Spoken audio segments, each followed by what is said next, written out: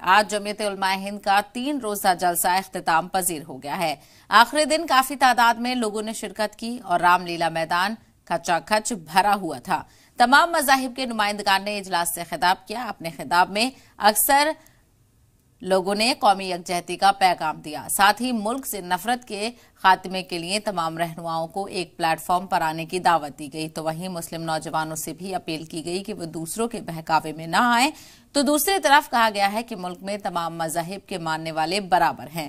RSS یا BJP سے نسلی یا ازلی دشمنی نہیں ہے، بلکہ RSS سے نظریاتی اختلاف ہیں، جبکہ قومی اتحاد پر RSS کے ذریعے دیے گئے بیان کا خیر مقدم کیا گیا۔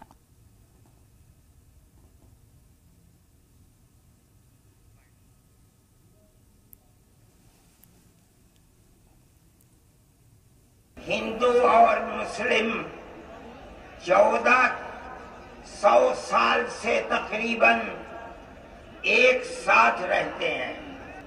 ہم نے کبھی کسی دھرم کے آدمی کو اپنا دھرم چھوڑ کر اسلام دھرم کو اپنانے کی زبردستی نہیں کی۔ ہمارا ماننا ہے کہ دھرم وہ چیز ہے جس کو آدمی اپنے دل سے قبول کرتا ہے۔ آپ دیکھیے، کمیونزم آیا، بخارا، سمرقند، تاشقند، ازبکستان، یہ وہ ملک ہیں جو ملک خالص اسلامی ملک تھے، مگر کمیونزم نے اپنی طاقت کے بلبوتے پر مسجدوں کو توڑ دیا، نمائش گاہ بنا دیا۔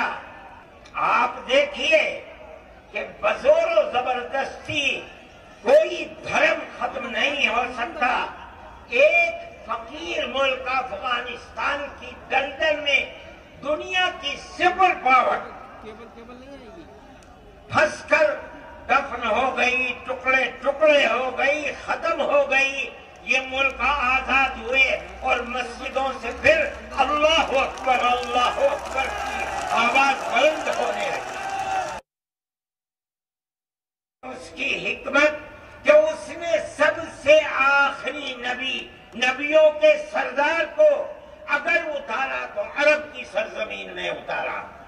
بالکل اسی طرح مسلمان اور ساری دنیا سمجھے نبی اول الزمان کو، حضرت آدم کو جو نبی تھے، سب سے پہلے ان کو بھارت کی دھرتی کے اندر اتارا۔ اگر وہ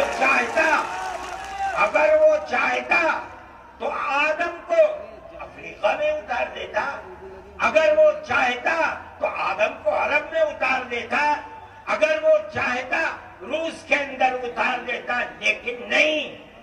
وہ بھی جانتے ہیں، ہم بھی جانتے ہیں، ہمارا عقیدہ ہے، حدیث سے عقیدہ ہے کہ آدم کو دنیا میں اتارنے کے لیے اس بھارت کی دھرتی کا انتخاب کیا۔